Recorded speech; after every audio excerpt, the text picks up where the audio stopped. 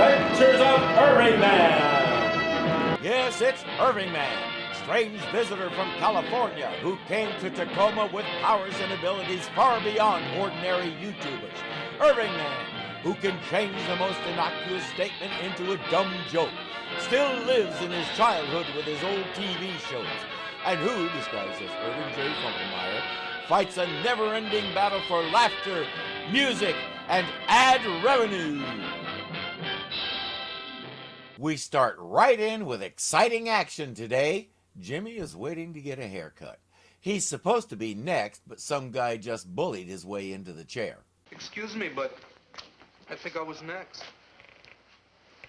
And who do you think you are? I'm Jim Olsen from the Daily Planet. Ah, a reporter, huh? Well, the name is Rick Sable. S-A-B-L-E. You remember that if you want to stay healthy. You mean Rick Sable, the gangster? There's only one. Me. The barber says there's at least one more because he was my best friend when we were kids. Well, guess what? Tony. The skinny kid with the freckles, Tony Gambini. Tony Gambino, that's me. Well, you add a pound here and there. Now, you wouldn't be Rick Sable, my old friend. I told you there was only one. Well, that's wonderful, wonderful, after all these years. His old friend used to say he was going to make $1 million and give Tony half. Considering he's now a known gangster, it sounds like he's not too particular about how he does it. I need a partner. Why don't you come in business with me? You working a clipper joint? No, thanks. I'm after the big dough. Still talking about the big money. I'm serious. I'd like to have you with me. Now, what's so funny about 50 grand? Nothing, Rick. Nothing. All you got to do is rob the National Bank or the Acme Jewelry Store or... Keep it mum. You want the kid to get ideas? Too late, Rick. He slips out and calls Clark to see if maybe Superman can be on the alert. And that's how I'm sure. If you know there's a robbery, you'd get up out of that chair just like that and go over there by the phone, call the police, tell them what it's all about.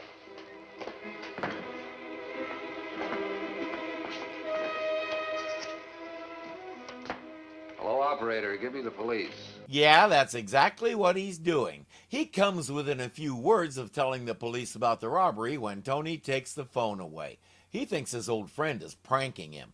But suddenly, Rick can't remember what he was going to tell them. The two of them brush it all off as a joke they were playing on Jimmy. This is weird enough that Jimmy's going to skip the haircut and go tell somebody. Is the man? Yeah, that's him. What a production. He even started to call the police. Police? What for? To tell him the robbery would be at noon today. And if Tony hadn't called off the joke, Rick would have gone through with the call, too. Well, many a truth spoken in jest, I guess. Huh? Are you saying now you think there really will be a robbery? Forget it. I just goofed, that's all. Anyway, Miss Lane will give us a full report. Lois?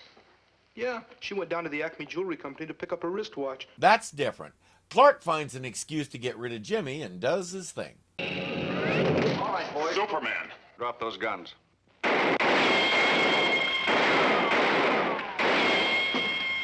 I give up. Superman, what's going on here? Look out, Miss Lane. Friend of yours, eh, Superman? And now they have a hostage. If you're smart, you won't try to stop us. You aren't going anywhere. Oh, the gun, it's too hot to handle. Well, that's how it is with guns. He must have done it with his X-ray vision. Yes, he must have. And I don't like having guns pointed at me. And now they don't. Double knockout for Lois. Too bad the boxing commission didn't allow functioning mammary glands. Superman prevented the Acme Jewel robbery. He did. My, he certainly gets around, doesn't he? What a story. And I didn't cover it because I thought it was a hoax. And I don't blame you. It doesn't add up for Rick Sable to tip off a robbery. Unless, of course, he was planning a double cross. Do you suppose, Tony, the barber had anything to do with Oh, it? talk sense, will you, Jimmy? Well, it was just an idea. It wouldn't do any harm for me to talk to Tony, would it? Clark says, may as well, it'll get you out of my hair. Speaking of hair. What were you and Rick talking about before the robbery? Well, there was no robbery. We were just kidding. He's flabbergasted when Jimmy tells him. Jimmy says, please tell me what you talked about. I thought Rick was honest. I told him so. Is that all? Oh, look. Rick was always a good kid. I can't believe he's a thief. He says, he's right outside my shop. I'm going to go ask him. Jimmy says, I'm the one who tipped off Superman, and he'll know that, so he can't find me here.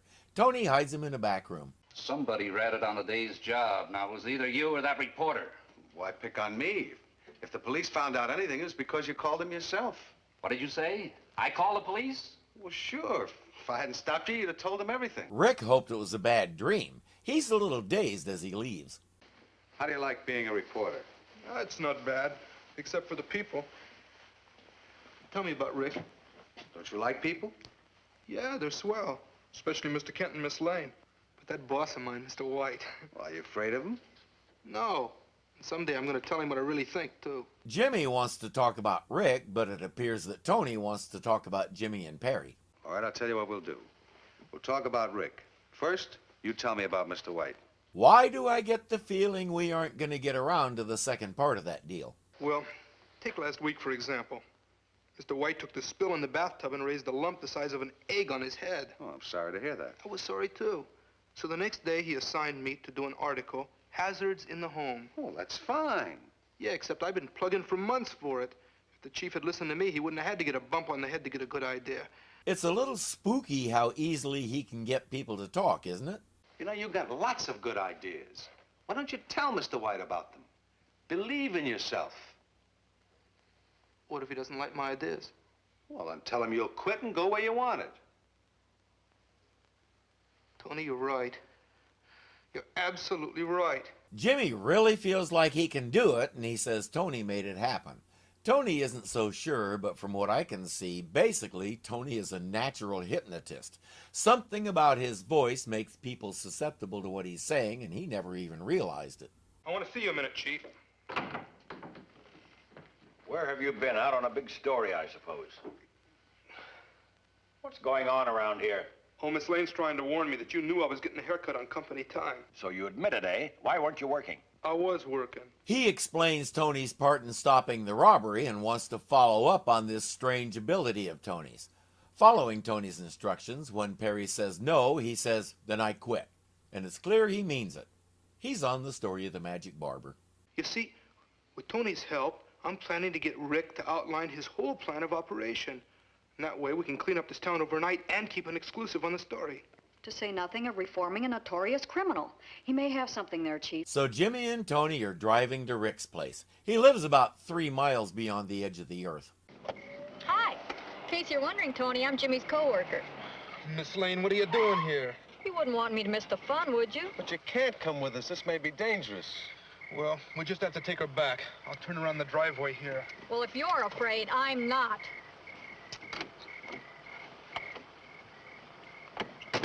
That's a pretty good indication that they're in the right place. Sable is out, but these guys will help them wait for him. What's wrong with this coffee? It's my 6th cup already. Better get some sleep, Mickey. I'll keep watch. Nah, thanks. I'll wait for Rick. If you can stay awake that long. Huh, Tony? With all that coffee? Oh, they look sleepy to me. Tony, don't they look sleepy to you? It'll take Tony a few seconds to catch on. You know, sleep is a wonderful thing. First your eyelids get heavy, then your chin starts to drop. And before you know it, you're sound asleep.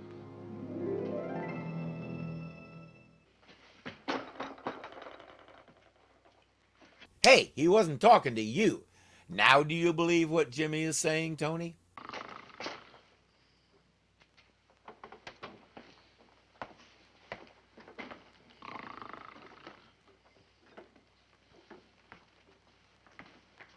So we meet again, huh, Tony? What'd you put in their drinks? They're tied up, Rick. How would they put anything in anything? Lois explains that Tony talked them to sleep the same way he talked Rick into talking about that robbery. Nobody talks Rick Sable into anything he doesn't want. But that's the point. You want to be honest. That's why Tony could do what he did. Rick brushes that idea off. No way is he interested in going straight. You're gonna fix things my way. Tony's gonna make me a better crook than ever. I can't do anything, Rick. I just know the kind of person you are. Well, and you'd better find out what I'm really like, huh? I think he knows, Rick. You don't. One of the more interesting things about this episode is both of our guest stars there were born outside the U.S. Rick Vallon, whom we currently know as Rick Sable, was born in the Crimea, while Richard Benedict, a.k.a. Tony Gambini, was from Sicily. Both came here as children. A few years after this gig, Benedict went into directing. Rick Vallon is another story. He got sort of locked into the B-movie circuit during the 40s and was never able to break out of it. I'm not sure why, because the guy could act. This next scene is a good illustration. By this time, he was developing a drug problem, which isn't surprising considering Hollywood seems to have given him a giant shaft. But he still gave us performances like this. Stop looking at me in that tone of voice. Me go straight, tell the police everything, and they'll give me a job when I got out of jail. I got a right to the big payoff, not just the nickels and dimes.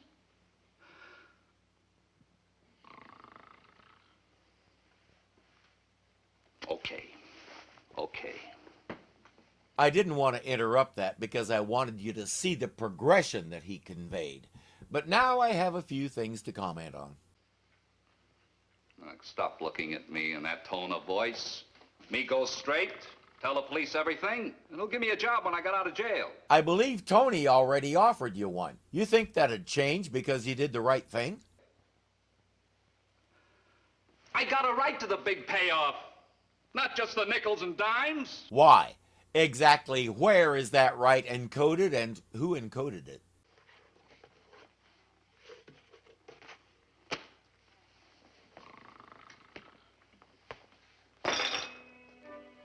Here it is. My books, accounts, contacts, the whole works. Take it, turn me in. Better if you take that stuff and turn yourself in, but this works too. The sound wakes the henchman, and Rick explains. Don't touch him, Trigger. What the boss said do. I'm giving the orders now. You don't expect Trigger to follow a coward, do you? Who's a coward? You are. You've always been yellow, and I know it. I can prove I'm no coward. Rick has a bomb in the basement to destroy evidence in case it's ever necessary. It has a variable timer fuse. He says, we arm the bomb. We don't know how much time it's set for. Last one to leave the room is the boss. Trigger doesn't want to argue with the gun, so he gets the bomb. Clark has found out that Lois made a call to Rick's place right around the time she and Jimmy disappeared. Knowing those two, it's not hard to guess the rest. I can't stand this any longer. I told you he was yellow.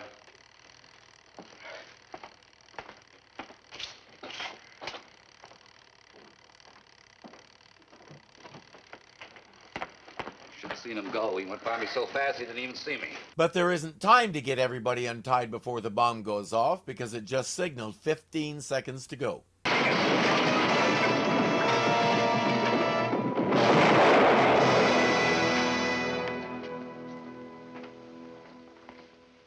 Never did I think I'd be glad to see Superman. Just a minute, Rick. Oh, sorry. I know I'm not fit to shake hands with you. No, it's not that. It's just that my hands are white hot from the explosion. Huh? What he's saying is you really don't want to shake that. Once his hands are cooled down, Superman says, my pleasure. Now, take me into custody.